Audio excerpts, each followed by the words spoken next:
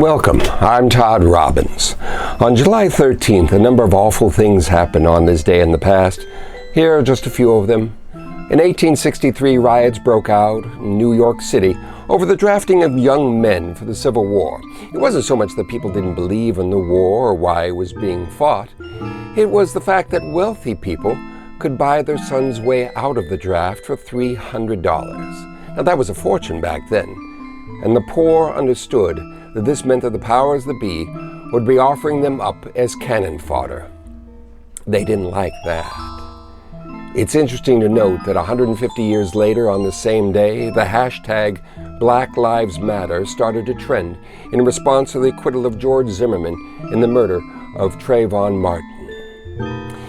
In 2015, Sandra Bland was found dead in her jail cell in Waller County, Texas.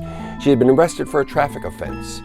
And though she was in good mental health and good spirits, the authorities said she was suicided to death. There are some notable birthdays on this day. The great general and emperor of Rome, Julius Caesar, was born on this day. You can debate amongst yourselves as to whether he did more good than bad.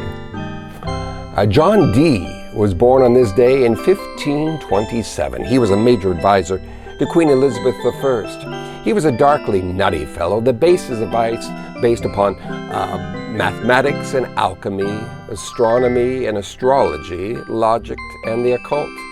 The advice he gave was filled with sinister whimsy. His greatest achievement was advocating for the expansion of England's influence in the world, and apparently he was the one to coin the term British Empire. And finally, on an eviler side of things, today is the 199th birthday of Nathan Bedford Forrest.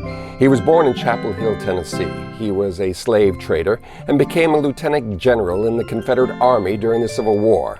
He was responsible for the slaughter of tens of thousands of young men. Now that should have been his greatest glory, but no. His defining feat was that after the war he became the head of a new organization. Yes, he was the first grand wizard of a little thing called the Ku Klux Klan. He was evil to the very end. Well, there you go, and there you have it. I hope you are able to survive whatever awful things happen to you on this day, and if you do, I'll see you back here tomorrow. I'm Todd Robbins, and good luck.